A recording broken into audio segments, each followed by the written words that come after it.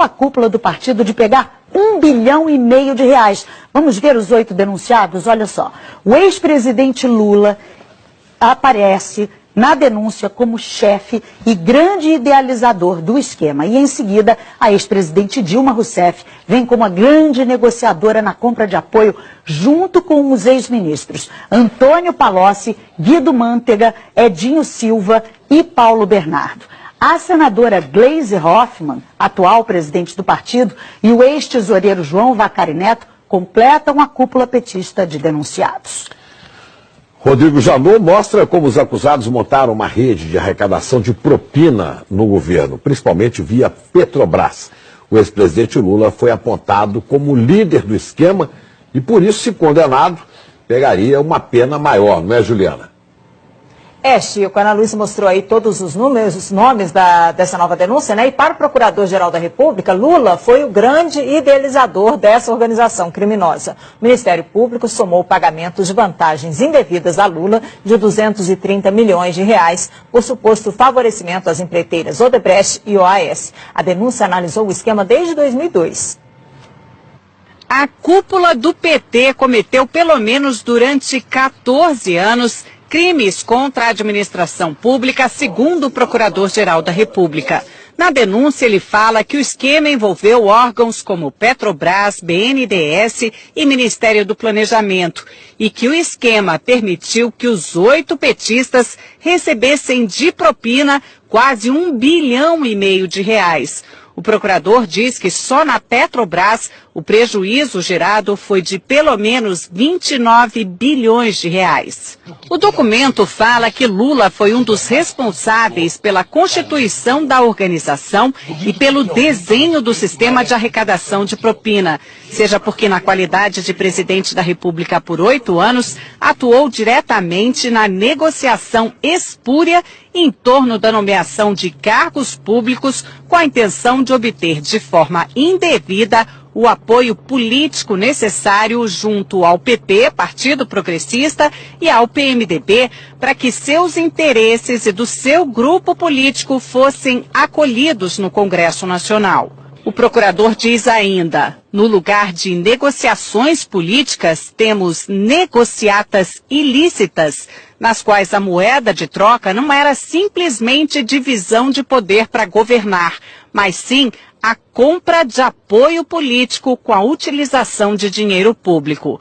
Rodrigo Janot define o ex-presidente Lula desse jeito, o grande idealizador da organização criminosa. E detalha os papéis de cada um dos denunciados. Relata que Lula, Dilma e o ex-ministro Antônio Palocci negociaram com o PMDB da Câmara apoio em troca de cargos públicos relevantes que poderiam ser instrumentalizados, como de fato foram, para a arrecadação de propina. Diz que o ex-tesoureiro João Vacari era o responsável pela cobrança de propina no varejo junto às diversas empresas que se relacionavam com o governo federal durante os governos Lula e Dilma. E que os ex-ministros Antônio Palocci e Guido Mantega eram os interlocutores diretos de Lula e Dilma nas negociações que envolviam a cobrança de propina em valores mais relevantes. A senadora e hoje presidente nacional do PT, Gleisi Hoffmann, e o ex-ministro Paulo Bernardo, segundo a denúncia, não apenas davam suporte ao esquema ilícito montado, como também operaram diretamente a cobrança de propina no Ministério do Planejamento. Diz ainda que Gleisi foi uma das mais beneficiadas nos esquemas ilícitos mantidos pela organização criminosa na Petrobras, no Ministério do Planejamento, junto ao Odebrecht e a JF. O procurador fala que o ex-ministro, hoje prefeito de Araraquara, Edinho Silva, teve uma participação mais relevante na organização na qualidade de coordenador da campanha presidencial de Dilma de 2014, quando substituiu Vacari na missão de arrecadar valores ilícitos em benefício daquela campanha. E afirma que a ex-presidente Dilma integrou a organização desde 2003, quando assumiu a convite de Lula o Ministério de Minas e Energia. A denúncia afirma que desde ali contribuiu decisivamente para que os interesses privados negociados em troca de propina pudessem ser atendidos, especialmente no âmbito da Petrobras, da qual foi presidente do Conselho de Administração entre 2003 e 2010. Outro trecho do documento diz que chama atenção a quantidade de contas correntes de propina mantidas pelos petistas junto a grupos empresariais dominantes no cenário econômico brasileiro. Foram identificadas pelo menos 5 contas instituídas em benefício do grupo político dos 8 petistas denunciados, junto a Odebrecht, JIF, OS, UTC, ao escritório de advocacia de Guilherme Gonçalves, além do ajuste de propina com dirigentes da Andrade Gutierrez. A Procuradoria quer que os 8 denunciados paguem juntos 6,8 bilhões de reais. Seriam 6 bilhões e meio de reais para a Petrobras, mais 150 milhões de reais por danos materiais e outros 150 milhões por danos morais, por lesões à ordem econômica, à administração da justiça e à administração pública. O procurador-geral, Rodrigo Janot, quer que os 8 petistas sejam condenados pelo crime de participação em organização criminosa, com pena maior para o ex-presidente Lula apontado como líder. Apesar de nem todos terem foro privilegiado, como Gleice Hoffmann é senadora, essa denúncia foi feita aqui no Supremo. Agora, cabe ao ministro Luiz Edson Fachin, relator da Lava Jato, notificar os denunciados para que eles apresentem a defesa, para então levar o caso até a 2ª turma aqui do tribunal, que vai decidir se eles viram ou não réus. Dos 8 denunciados, só os ex-ministros Edinho Silva e Guido Mantega ainda não são réus na Lava Jato. Lula já é réu em 5 ações penais, 3 em Brasília e 2 no Paraná, sendo que em uma delas já foi condenado e recorre em liberdade. No Congresso, petistas não quiseram falar de jeito nenhum sobre a nova denúncia, que acabou repercutindo em outros partidos. O que nós vimos diante da denúncia é que o PT não apenas governou um país, mas uma máquina de corrupção para financiar um projeto de poder. É algo que pode dar em todos nós um certo desânimo, desencanto, mas é também algo que tem que dar alguma esperança de que pelo menos esse tipo de prática está sendo denunciado e os crimes estão sendo apurados.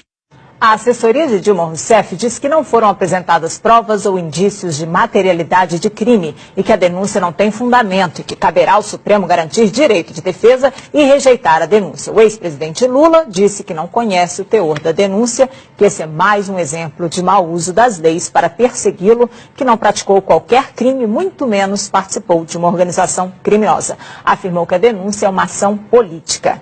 A defesa de Paulo Bernardo afirmou que não teve conhecimento da denúncia. Gleice Hoffmann afirmou que a denúncia não tem qualquer fundamento. A defesa de João Vacari Neto declarou que a denúncia é totalmente improcedente. A defesa de Guido Mantega afirmou que é no mínimo contraditório que a Procuradoria-Geral da República resolva oferecer denúncia, usando como prova basicamente a palavra de delatores, num dia em que o Brasil se depara com a disposição de delatores à dissimulação. Edinho Silva afirmou que sempre agiu de forma ética e legal. A defesa de Antônio Palocci não quis se manifestar. Ana, Chico. Obrigada, Juliana. Os valores da propina impressionam demais. 1,5 bilhão de reais. É dinheiro que não acaba. A gente vai a Brasília conversar com Alexandre Garcia.